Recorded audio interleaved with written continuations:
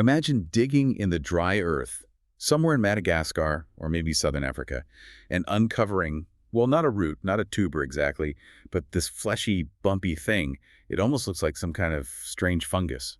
Right, or maybe something sculpted out of clay for an old sci-fi movie. It spends almost its entire life like that, hidden away. But then sometimes with incredible force, like it can actually break through pavement, this thing emerges. And when that happens and its flower opens. Oh boy, you get this overwhelming stench, don't you? Like rotting flesh. Exactly. We're talking about Hydnora today, and we're diving into the sources that paint this picture of a truly bizarre organism. No leaves, no roots. It sounds alien. It really does. It gets called the strangest plant in the world all the time. Yeah, but maybe, just maybe, it's more misunderstood than just strange. That's what we want to explore. Okay, I'm hooked. A plant that lives underground most of the time smells like death when it pops up. How does it even survive? Let's get into the biology. Yeah. If it's not a typical plant, what's going on? Well, the key is its lifestyle. Hydnora is what we call a holoparasite. Holoparasite. Okay, break that down. It means it gets literally everything, all its food, all its water, all its carbon from another plant, its host. It's completely dependent. Only about 1% of flowering plants do this. Ah, so that explains the missing parts. Right. If you're stealing all your food, you don't need leaves for photosynthesis, right? Precisely. It ditched photosynthesis entirely millions of years ago, so no leaves. And since it taps directly into the host's plumbing... It doesn't need its own roots either. Correct. No roots needed. Most of its body is just this underground stem, a rhizome, connected to the host. So how does it do the connecting? If it doesn't have roots, how does it, like, latch on? Is it like a vampire? That's a pretty good analogy, actually. It uses these special structures called haustoria. Haustoria. Yeah, think of them as little penetrating organs. They kind of worm their way into the host plant's roots and fuse with them. Wow. So they basically plumb themselves right into the host system. Exactly. Siphoning off everything it needs. It's a very effective, very intimate connection. And it's picky about its victims. It doesn't just go for any plant. No, it's quite selective. It mainly targets plants in the legume family, like peas and beans, but also spurges and porchwood families. So it has specific tastes. That underground lumpy look, it makes sense that its name, Hydnora, comes from hydnon, the ancient Greek word for truffle. Yeah, it's fitting, isn't it? People clearly saw that resemblance to an underground fungus. And this lack of normal plant bits, that must have made classifying it a real headache for scientists initially. Oh, absolutely. For a long time, because it was fleshy, parasitic, and smelled awful, they lumped it in with Rafflesia. The corpse flower genus, the one with the biggest single flower on Earth. That's the one. It seemed logical based on looks and smell, but it was wrong. Genetics told a completely different story. Okay, this is where it gets really interesting, according to the sources. Where did the DNA evidence actually place it? Well, this was the big surprise. It landed squarely in the Aristolochiaceae family, the birthworts. Birthworts. Aren't those mostly like vines, woody vines in the tropics? Exactly. They look nothing like Hydnora. It just shows how incredibly specialized Hydnora has become through evolution. It shed all the typical family resemblances. So what does being a birthwort relative actually mean in the grand scheme of plant evolution? What's the big takeaway here? It means Hydnora is a magnolid. And magnolids are one of the most ancient lineages of flowering plants still around. They branched off very early. Wow. So Hydnora isn't just weird, it's like ancient weird. Pretty much. It makes it one of the most basal parasitic plants we know of. It gives us a glimpse into how parasitism might have evolved very early on in flowering plant history. It's a living relic, in a way. Okay, that evolutionary context is fascinating. So it spends its life stealing nutrients underground, then it bursts out to reproduce, and that process, the sources call it brood site mimicry with imprisonment. Sounds dramatic. It is pretty traumatic. The smell is key. That rotting flesh odor comes from specialized structures called osmophores inside the flower. And it's designed to fool specific insects, right? Beetles?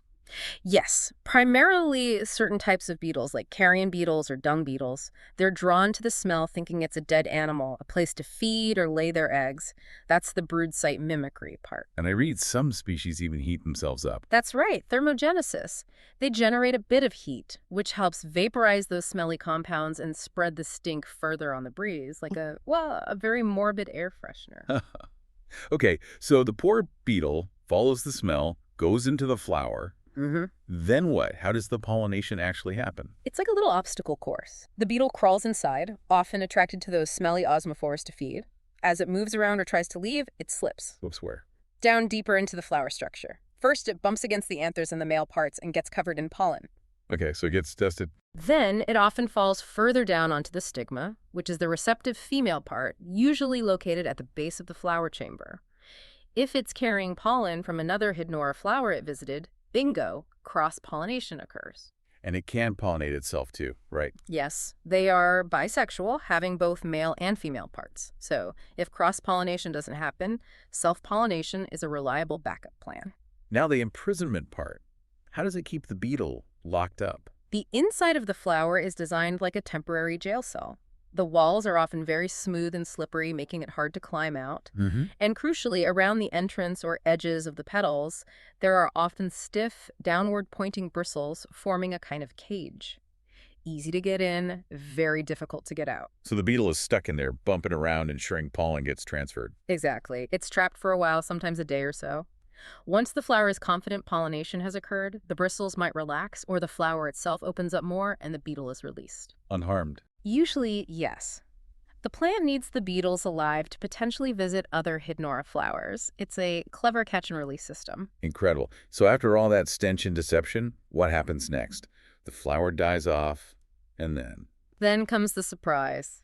The ovary, located below ground usually, develops into this large, fleshy fruit packed with thousands of tiny seeds. And this fruit, unlike the flower, is actually desirable. Oh, very much so. Animals like jackals, porcupines, baboons, small mammals, they apparently love it. They dig it up and eat it. Which is where that African's name comes from, right? Jakalskos. Precisely. Jakalskos means jackal food. It tells you how important it is as a food source for local wildlife, which also helps disperse the seeds, of course. And it's not just animals. Humans eat it, too. What's it like? Does it taste like death? Not at all, apparently. The Yeah. sources describe the inside as being white, starchy, maybe a bit mealy, but surprisingly sweet. Sweet, after all that. Yeah, sweet. The texture is often compared to a potato. It's been a traditional food source for people in those regions for a long time. And it's used in medicine, too, isn't it?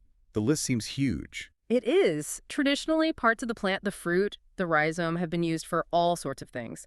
Kidney and bladder issues, stomach problems, treating diarrhea, even things like sore throats or bacterial infections. Some sources mention uses against cholera or typhoid historically. Is there any science behind those traditional uses? Well, one strong link is the high level of tannins in the plant. Tannins make things very astringent. Astringent, like in strong tea, makes your mouth feel dry. Exactly that effect. Astringency causes tissues to contract and dry out, which is why it would be genuinely effective for treating things like diarrhea or potentially soothing inflammation. So the traditional use for gut problems makes a lot of scientific sense. It's amazing. Known for 250 years, used for generations, yet it feels like we still barely know this plant. That's the core problem. Because it spends so much time underground, just studying it in the wild is incredibly difficult. You don't know where it is until it flowers, sometimes unpredictably. And you can't just grow it in a lab easily. Apparently not. It seems almost impossible to cultivate reliably away from its host. We don't fully understand how the seeds germinate, how the seedling finds and attaches to the host root. There are huge gaps in our knowledge. But it's not endangered, thankfully. Currently, no. It seems to be doing okay in its habitats, despite being so elusive to researchers. So we end up with this incredible paradox. It looks like a monster, smells like death, steals its living from others, lures insects into a temporary prison, Right. and yet it produces this sweet, nutritious fruit that's valued by animals and people and has real medicinal properties. Exactly. It forces you to reconsider what weird means in nature. Is it weird or is it just incredibly well adapted? Maybe calling it misunderstood is much closer to the truth. It's found a strategy that works brilliantly for its environment. Absolutely. In thinking about its ancient lineage, being one of those early offshoots of flowering plants, it makes you wonder, doesn't it? What other secrets about the early evolution of flowers, about parasitism, might be locked away inside that underground rhizome? If only we could figure out how to really study it, consistently. What else is hidden down there?